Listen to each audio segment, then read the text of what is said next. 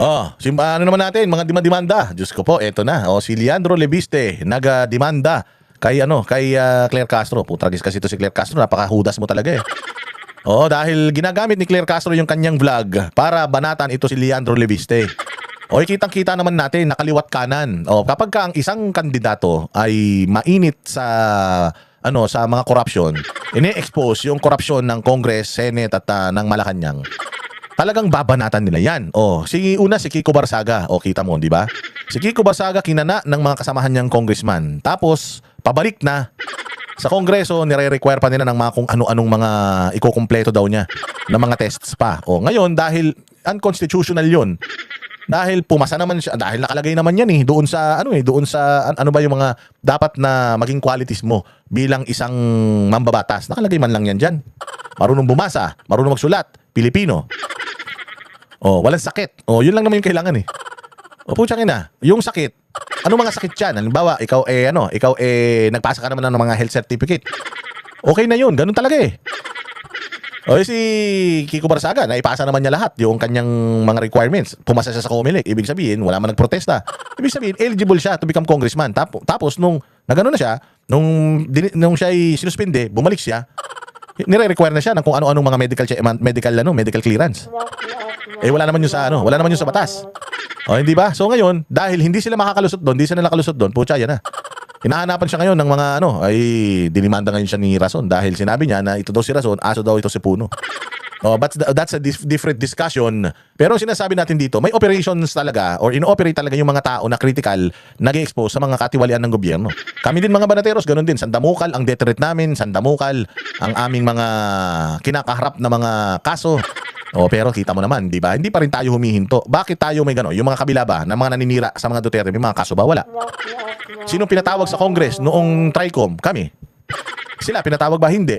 So talagang dito makikita mo na ang target talaga nila, opposition. And ang opposition sa kanila, ibig sabihin ng opposition sa kanila, hindi ka Duterte aligned Ang opposition sa kanila is kapag ka hindi ka sumunod sa gusto nila. Kapag nagpatugtog sila ng hip-hop, kailangan magsayaw ka. Kapag sinabi nilang umiyak, kailangan umiyak ka. Kapag hindi ka sumunod, putsang ina, opposition ka na. Ganon ngayon. So eto, merong bagong sibol, isang bilyonaryong bata na gustong tumulong sa Pilipinas. Kasi nakita niya naramdaman nitong batang to yung yaman. Kung lahat tayo mayaman, ang sarap ng buhay natin. Ang ganda ng Pilipinas Alam nitong batang to maganda Pilipinas. Ano sabi niya? Gusto ko maging katulad ni ganito, ni ganyan, na isang bilyonaryo, pero mga pilantropo. So, gusto niyang maging pilantropo, gusto niyang makatulong sa Pilipinas by means of what? Alam mo, kahit anong tulong mo sa Pilipinas, kahit gaano karaming bilyonaryo dito na tumulong sa Pilipinas, kung kurakot yung tinutulungan mo, wala. Halimbawa, ako, Amerika, tumulong ako sa Pilipinas. Yung Pilipinas magnanakaw, yung mga nasa gobyerno, lulunukin lang nila yung tinulong ng Amerika, halimbawa. Kasi nga korap. Kaya ngayon, sisimulan mo saan? Bago mo tulungan yung bansa mo, bago ka magtapon ng resources mo para tumulong ka sa kapwa mo, ayusin mo muna yung sistema. Kasi mamaya niyan, magbibigay ka ng tulong sa barangay, meron ka 1 bilyon na binigay para sa mga taga-barangay na yan. Tapos yung barangay chairman magnanakaw. Hinati ng barangay chairman, sa 1 bilyon, 1 million na lang yung naibigay doon sa mga tao. Diba? So kailangan mo munang ayusin talaga yung sistema sa Pilipinas bago ka mag-all out ng iyong pagiging pilantropo. Ganon si Leandro Baldimor, hindi. Si Leandro Leviste, ganon siya Ang gusto niya mangyari, i-expose lahat ng katiwalian sa Pilipinas, alisin lahat ng corruption, and then tulungan tayo sa isa't isa para umunlad ang bayan natin. Ganda ng Pilipinas. Mas maganda tayo sa Singapore, maganda tayo sa Thailand, sa Malaysia, at sa lahat ng bayan, bansa sa buong Asia. Kompleto tayo. Lahat ng maisip mo nandito sa Pilipinas, ang tatalino pa natin. Tapos ganito, mahirap tayo. Bakit? So ganun ang ginagawa nito ni Leandro Leviste. Putangin na. Siyempre, ayaw ng mga kapitalista niyan. Ayaw ng mga oligarko niyan. Anong ginagawa nila? Kaliwat kanan ng atake. Sinong unang umatake? Kay Leviste. Si Boying Rimulya. Pagkatapos ni Boying Rimulya, biglang nagkaroon yung Department of Energy. Biglang pinagmumulta siya. Tapos, ang matindi, yung spokesperson ng Malacanang sa personal vlog niya, binabanatan itong batang to. So, makikita mo talaga na ino-operate yung mga nagtatrabaho sa gobyerno na mga matitino. Ng mga hindi matitino. Mga hayop talaga yung mga yan kaya putyang natulungan natin itong mga ganitong tao na ipagtanggol natin yung mga ganitong tao kasi bihirang-bihira to. Puro magnanakaw ng mga tao sa gobyerno. Ngayon na lang tayo magkakaroon ng mga matitino. Tapos ganyan pa, lolokohin pa nila. Sige, pakinggan natin tong demanda. Dinimanda si Claire Castro dahil nagpapakalat ng peking balita. Walang niya. Taga-gobyerno ka kasi, Claire, punyeta ka talaga Taga-gobyerno ka. Nagsasalita ka na sa mic sa tuwing press briefer mo. Tapos umaatake ka pa sa personal vlog mo. Dapat, hindi ba dapat kapag nasa gobyerno ka na, lahat ng ginagawa mo na personal, tinatanggal mo na yun, nagdadivest ka, di ba? Pag congressman ka, meron kang construction firm, magdadivest ka sa construction firm mo. Si Tito Soto, pagka Senate President siya o Senador siya, hindi naman siya nag-iitbulaga. Umaalis siya sa trabaho kasi nga ayaw niya magkaroon ng conflict of interest. Bakit tayo pumapayag na pasahod ka na ng taong bayan, putang ina, sumasideline ka pa? O nagsasalita ka na para sa gobyerno, tumitira ka pa. Tapos sasabihin mo, personal vlog mo yan. Natatandaan nyo si Mocha Uson? Si Mocha Uson, nung nasa PCO na siya, nung ASEC na siya, hindi na siya pwedeng mag-vlog. Pinagbawalan na siya mag-vlog. Bawal na yun. Why? Kasi nga, kapag ikay nagtatrabaho sa gobyerno at kapag ikaw ay sinisweldohan ng mamamayang Pilipino, nagseserbisyo ka. Hindi naman serbisyo yung pag-vlog mo eh. Tarantado. Di ba? Yan yung sinasabi natin na unfair eh. Sobrang unfair talaga na kapag sa kanila pwede, pag sa iba hindi. O, di ba? O, madaming ganyan. O, mamaya i-elaborate pa natin yan. Tingnan muna natin tong demanda ni Libiste. Itong demanda ni Libiste hindi to kriminal ano lang to? Tawag dito yung walang kulong to. Civil case lang to, yung isinampa sa kanya para huminto na tong putang ng Claire Castro na to kakasira. Wala, sira ulo na nga yan eh. Sabi ko nga putang ina Castro, magkano ba ang binabayad sa iyo para sirain mo ang reputasyon mo, ang ulo mo? Pati ang bayang Pilipinas. Siguraduhin mo na yung sinisweldo mo, kung ano man yung mga kinikita mo, siguraduhin mo na kayang kayang buhayin ang ang pamilya mo niyan ng isang buong isang lifetime. Ina baka mamaya niyan pagka Duterte na naman yung nakaupo, Duterte ka na naman O, pakinggan natin to. Susok ba? Parang uy, nakaupo yung mic. Ay po ay may nakatuan ng pagkakas para sa kalakayan. Naguna tayo ay narito ngayon sa Manayan, Kayo Court. File ng kaso laban kay PCO Undersecretary Claire Castro dahil sa kanyang libelous statements tungkol sa aking solar business. Hindi ko po binenta ang prangkisa dahil wala akong kumpanyang may prangkisa na binenta ko. Ang binenta kong kumpanya ay walang prangkisa. At hindi ko rin pong nais na masaktan si Yusek. O, klaro wala siyang binentang kumpanya na may prangkisa. Ang binenta niyang kumpanya walang prangkisa. Meron siyang isang investment na may prangkisa pero hindi nag-fly yun, nag-close yun. Oo, nag-close yun. Yun yung tawag dito, yun yung nakuha yata ng Meralco. Claire Castro, ngunit kailangan ko lang pong depensahan ang aking pangalan dahil naka-ilang vlog na po siya tungkol sa akin at ayan nakailang vlog na siya tungkol sa akin. Claire Castro, ang daming problema ng Pilipinas eh. Oo, dapat yun ang binavlog mo, di ba? Sino yung mga kasalanan sa flood control, sino yung mga sindikato sa ganito, sa ganyan, sa custom, sa Department of Agriculture. Yun dapat ang binavlog mo, hindi yung tinatarget mo yung isang tao. Kasi kapag ikaw, ilang beses ka nang nag-content tungkol sa isang tao, ibig sabihin, may nakuha ka, may nag-feed sa'yo ng information ngayon. Napag-usapan nyo sa meeting, kaya vlog ka na naman. Kulang pa. Ito, may bago tayong information, may bago tayong atake. Iba-vlog mo na naman.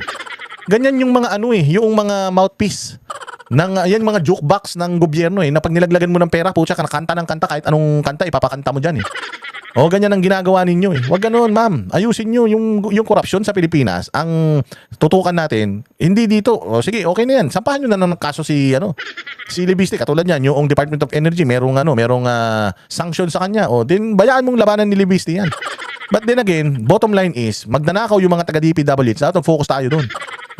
Basura yung ating budget, dapat mag-focus tayo doon. ayon po sa advice ng aking lawyer, maraming salamat po kay Attorney Topacio sa kanyang guidance. Napakarami po. Ino-operate ni Claire Castro. Alam mo talaga na attack dog Ganyan yung mga attack dog. Ganyan mag-operate na mo. Yung mga bayaran ni Martin Romualdez. Di ba pinadadaan yan di umano kay Boss Toyo. Si Boss Toyo kukuha ng mga vlogger na hindi naman political. Tapos sinong atakihin nila? Si Inday Sara. Araw-araw yun. Sa loob ng isang buwan, araw-araw kakanayin nila si Inday Sara. Ganyan na ganyan yung mga bayaran ng mga vlogger. Po of Attorney Topacio, pagpaplanuhin namin pa po ang iba pang mga legal na hakbang in response to all of these libelous statements. Pero ang pangunahing pakay ko po ay depensahan ang aking pangalan at gusto ko pong linawin. Ito po ay under the civil code na ang principle po nito, kung ikaw ay may ginawang isang bagay na naka-injure ng isang tao, ng kapwa-tao mo, you are liable to pay for damages. Hindi hindi po nais ipakulong si Jose Claire Castro, ngunit gusto namin siyang panagutin.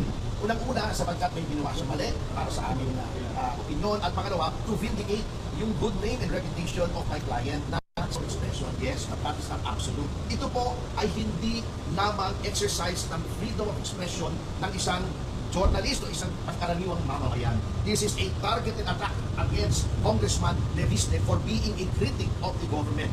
Kitang-kita po natin yung pattern.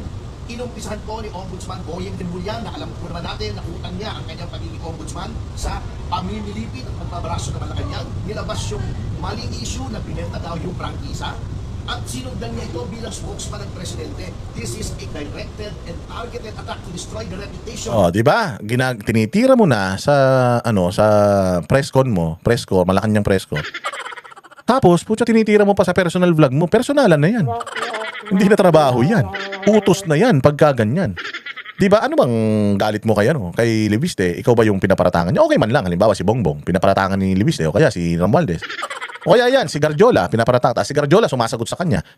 Si Garjola, bumabanat din sa kanya. Ikaw nga, ganito ka. Ikaw nga, ganyan ka. Okay man lang. Pero kung ikaw, wala ka naman, hindi ka naman main character. Puta, epal ka lang naman sa pamahalaan. Palamon ka lang naman ng taong bayan. Tapos, tinitira mo na siya sa press con mo. Tinitira mo pa sa personal vlog mo. Anong tawag dun? May nagbayad ba sa'yo para gawin yan? Binayaran ka ba ni Garjola para gawin yan? Binayaran ka ba ni Romualdez para gawin yan? Binayaran ka ba ni Bongbong para gawin yan? Because as far as I know, ang nagbabayad sa'yo, mga Pilipino. So dapat interest ng Pilipino yung pinopropaganda mo, hindi yung interest ng mga proponents mo. Wow. Hindi ba? Target talaga to. Of a legitimate government critic na nakakasakit na ang kanyang mga expose laban sa Pangulo in the exercise of his duties as an elected public official at miyembro ng lehislatura, na ang role po, ang primary role ng lehislatura in making laws is to safeguard public funds. Ginagampanan lamang po ni Congressman Leviste ang kanyang role to safeguard public funds sa pangungurakot dahil po dyan siya ay siniraan. Hindi Ama, ginagawa lang ni Leviste yung kanyang trabaho to safeguard public funds.